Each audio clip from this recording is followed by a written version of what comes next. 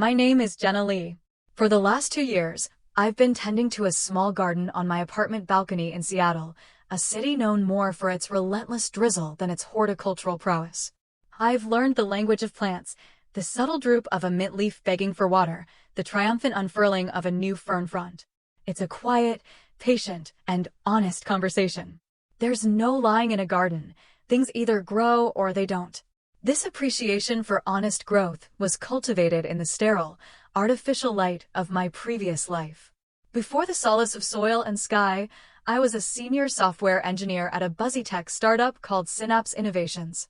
My world was one of late-night code sprints, the clatter of keyboards, and the ambient hum of servers. I was good at what I did. I didn't just write code, I built systems, elegant, efficient architectures that solved complex problems. I was the one they called when the quarterly launch was a mess, the one who stayed up all night untangling another engineer's buggy logic, the one who quietly mentored the interns everyone else was too busy to notice. And I thought, naively, that my work would speak for itself. I believed that competence was a currency that would eventually be honored. It was my annual performance review. I walked into the glass-walled conference room with a feeling of quiet anticipation. For the past 6 months, I had poured every ounce of my energy into a project that had been on the verge of collapse. I had stayed late every night, single-handedly re-architecting the back-end systems, training 2 new interns to get them up to speed, and cleaning up the catastrophic mess my colleague, Mark, had made of the quarterly report. This was my moment. Or so I thought. "I'm excited for my raise," I said, my voice steady, trying not to let my grin grow too wide. My boss, Greg, a man whose management style consisted of motivational posters and a feigned, buddy-buddy camaraderie, didn't even look up from stirring his coffee. He chuckled, a small, dismissive sound that immediately chilled the air in the room. "What raise?" he said flatly. "We gave it to Mark." I blinked. The words didn't compute. "What?" He finally looked at me, his expression one of mild annoyance, as if I were a particularly slow child. He gestured toward Michelle, the head of HR, who sat beside him. She nodded, her face a mask of professional neutrality, and slid a thin packet across the glass table. The header, in bold, corporate font, read, "Salary increase approval, Mark Evans." I felt the blood drain from my face, a cold, dizzying rush. Michelle cleared her throat, a soft, apologetic sound. "You were never on the list for a raise this cycle, Jenna." Mark, who had been leaning back in his chair with a smug, almost bored expression, offered a performative wince. "Oops," he said, his voice dripping with false sincerity. "I meant to tell you." The room fell into a weird, suffocating silence, not a guilty silence, but an awkward one.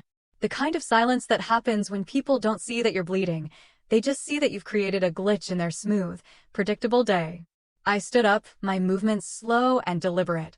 "I see," I said. I didn't cry. I didn't raise my voice. I didn't argue. I simply turned and walked back to my desk. I grabbed my favorite ceramic mug, my personal USB drive, and the little succulent I had nurtured through every late-night deadline. No one followed me. No one tried to stop me. In the space of a single, heart-stopping conversation, I had become invisible. But here's what they didn't know. For months, I had been keeping receipts. Every stolen credit, every overlooked report, every late-night commit I'd made to fix a problem Mark had created. I had screenshots of our private messages, emails documenting my contributions, and a complete, pristine backup of the codebase Mark now claimed he had built from the ground up. I wasn't walking out defeated.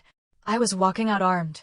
My name is Jenna Lee, and from wherever you are in the world, I invite you to stay with me because you have never seen justice served quite like what I had planned next.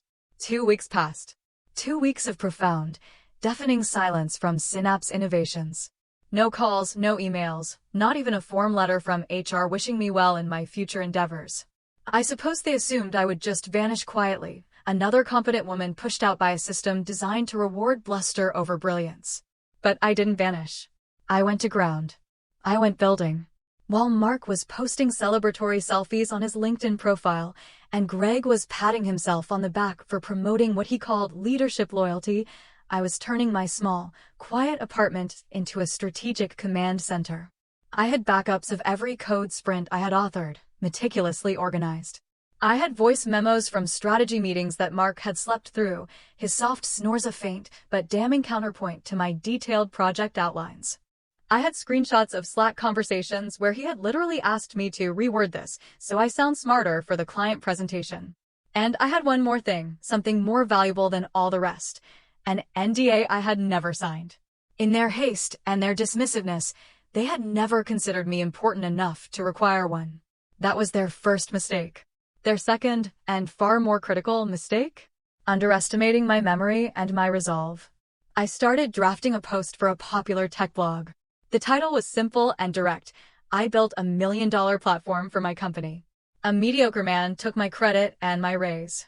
This is what happened next. But I didn't publish it yet. I believe in giving people one final chance to do the right thing, even when they've proven they're not inclined to. I sent an email directly to Greg. The subject line read, "Attribution request. A final opportunity to make this right." The body of the email was short, professional, and, if you knew what I had in my possession, utterly terrifying. Greg replied 3 hours later. His tone was different now, the feigned camaraderie replaced by a note of cautious concern. "Let's hop on a quick call to discuss." I declined. I was done with talks. It was time for action. The next morning, Mark emailed me directly. His message was a masterpiece of passive-aggressive non-apology. "Hey Jenna, just wanted to say sorry again for how things went down.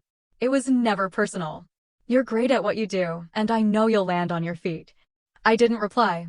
I simply attached a zip file of the complete codebase he was now claiming as his own, with all of my original, time-stamped commits clearly visible.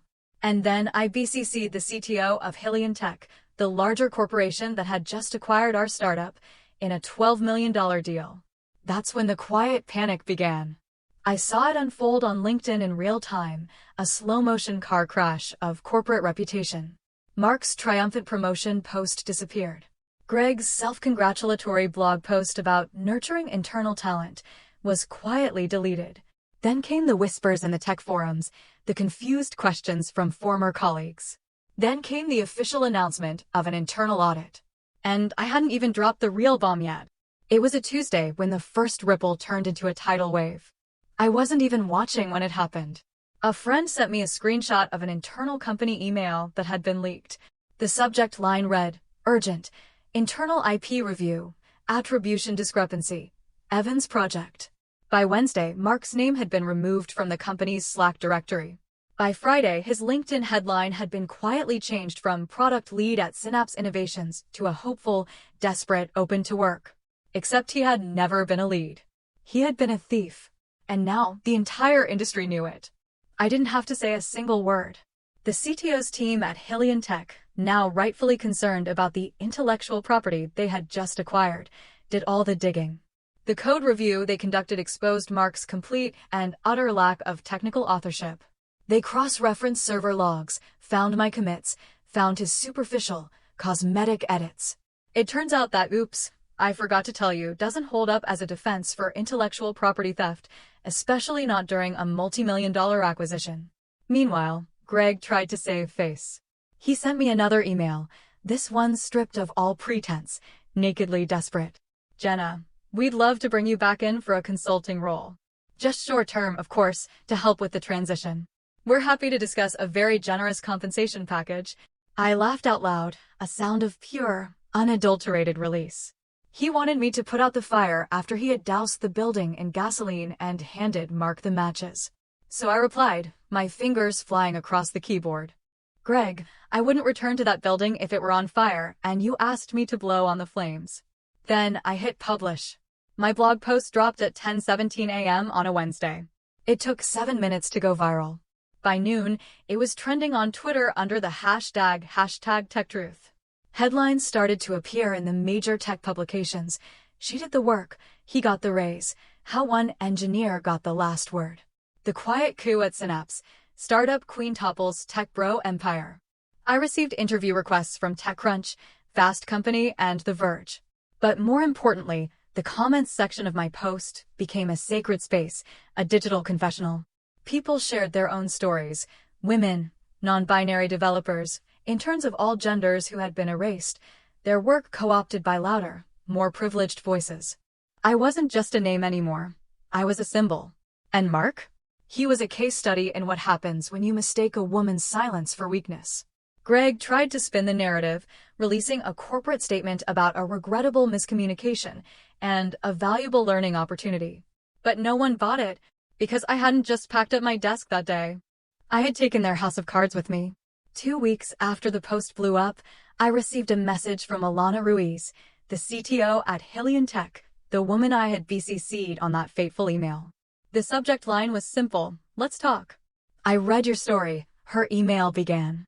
And I've got a proposal for you. We met at a quiet cafe in a leafy Seattle neighborhood, far from the polished, soulless towers of the downtown tech corridor. She didn't bring a PR person, no legal shield, no entourage. It was just her and a notebook. Respect, I've learned, often shows in how people arrive. She slid a simple folder across the table. Inside was a contract for a 6-month build with the title of technical lead. The salary line was blank. You fill it in, she said. There was also a significant equity stake. I don't want you to just come back to tech, Alana said, her gaze direct and steady. I want you to help lead where tech is going next. I smiled, a real, genuine smile that reached my eyes. Why me? She leaned in, her voice low and conspiratorial. Because you don't just build systems, Jenna. You expose the ones that are broken. I signed the contract that night. There was no hesitation, no second thoughts. I was no longer walking into rooms hoping to be given a space at the table. I was now designing the floor plan for the whole building. Meanwhile, Mark effectively ghosted the internet. His social media profiles went dark.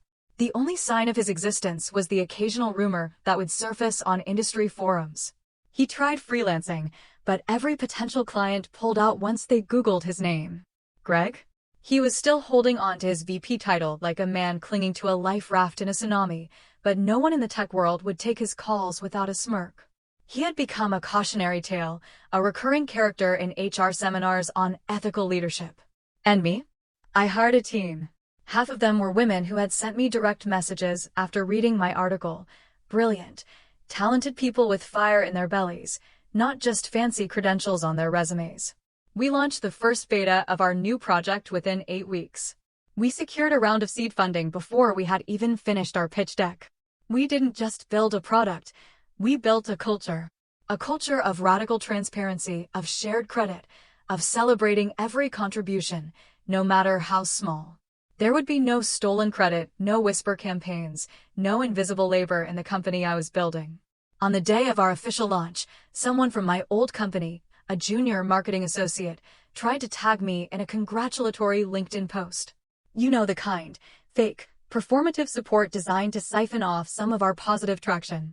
I replied publicly, my comment visible to my thousands of new followers: you don't get to celebrate what you tried to silence. My comment got 14,000 likes in under 2 hours.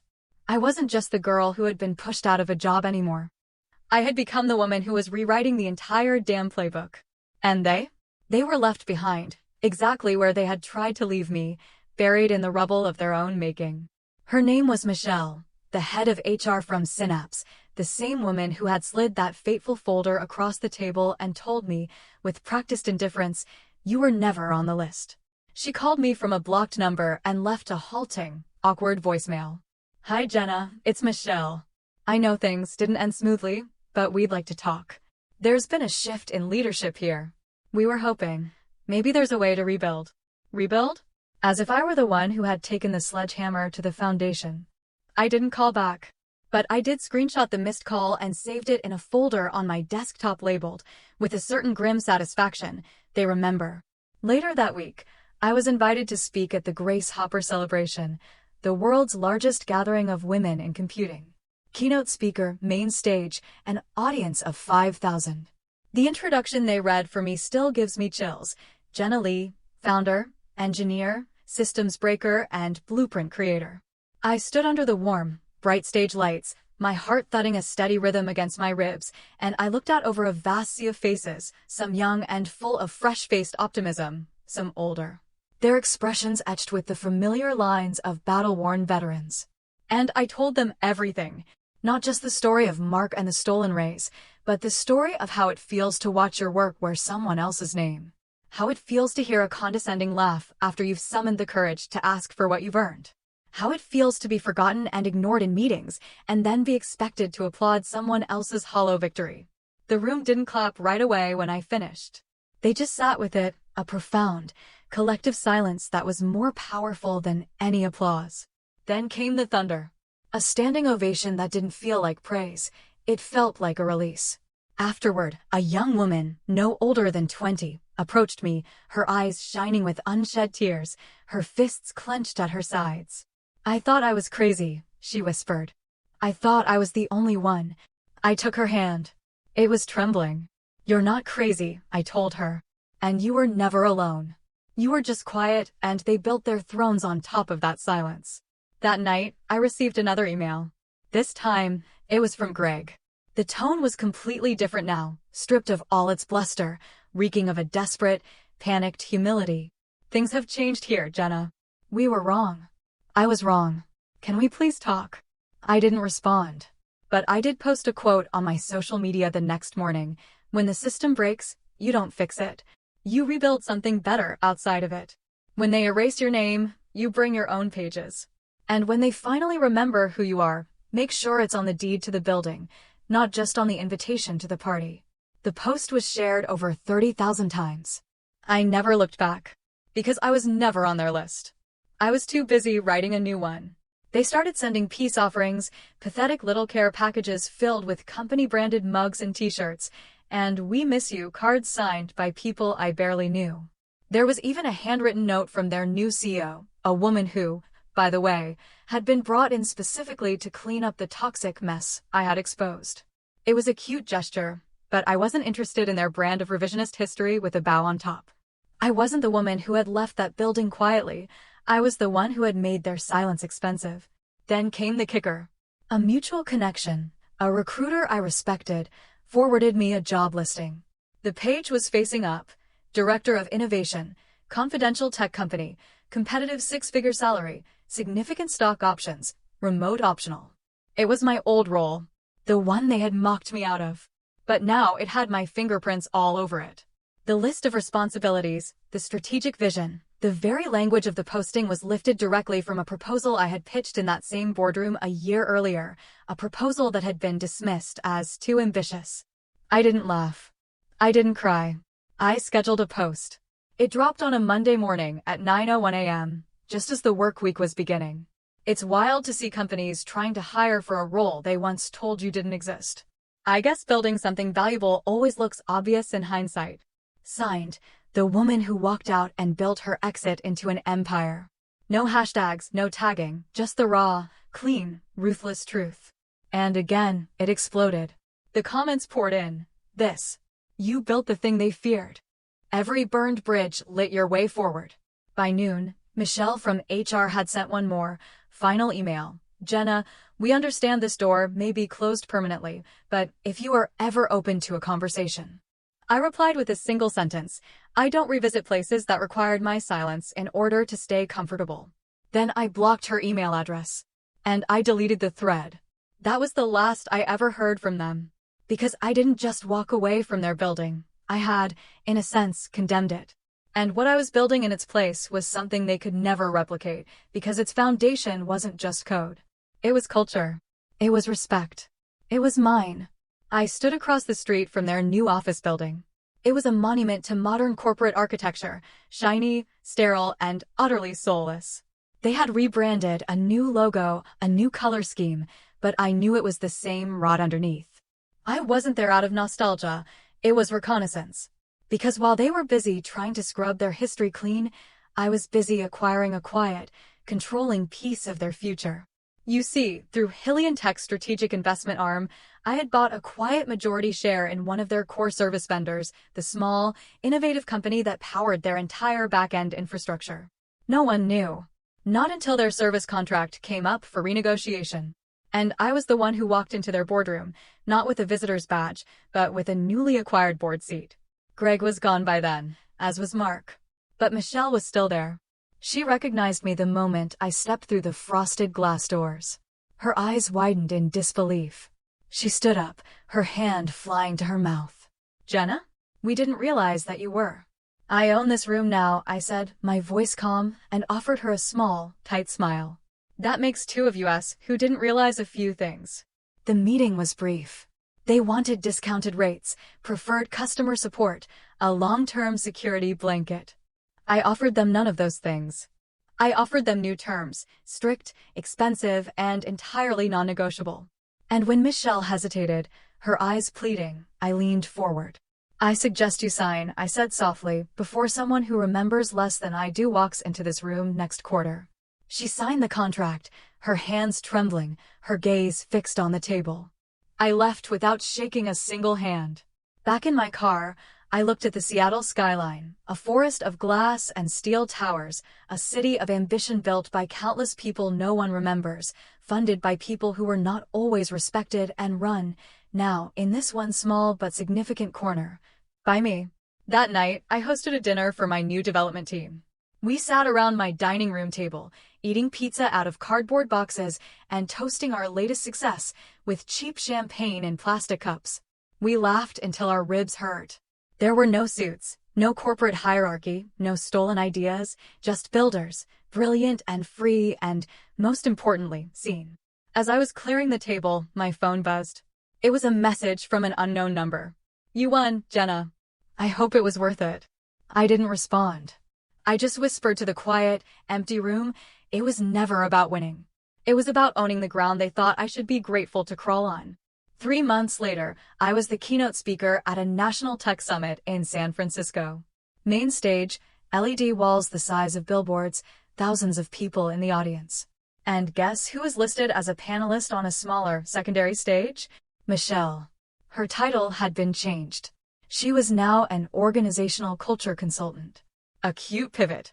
Her bio made no mention of where she had come from.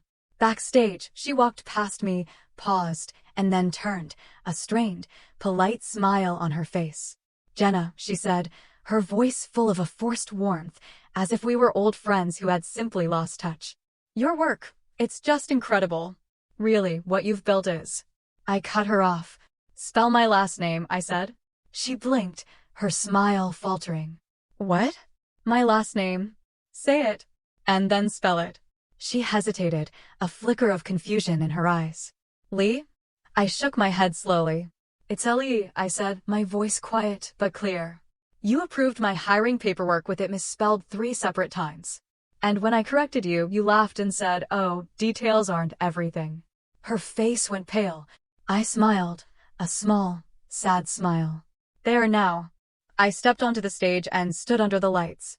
They didn't feel hot, they felt clarifying. I opened my speech with this. A year ago, I packed up my desk, thinking I had lost everything. Today, I signed the paychecks for the company that now powers the very tools I was once denied access to. There was a ripple of applause, but I didn't pause for it. I'm not standing here because I'm lucky, I continued. I'm here because I stopped asking for permission to be brilliant. I saw her in the crowd, her head bowed, her hands folded in her lap. And suddenly, I wasn't angry anymore. Because the girl who had once walked into a conference room and said, I'm excited for my raise, had become the woman who no longer needed one. She had created her own table, she wrote her own contracts, and she signed her own damn checks. I ended my speech with this. To every woman, to every person who has ever been left off the list, who has ever been told to wait their turn, don't just fight for a seat at the table. Go out and build your own damn building. And when I stepped off that stage, I didn't look for applause. I didn't need the validation. Because the silence that had once dismissed me now followed me with a new and profound respect.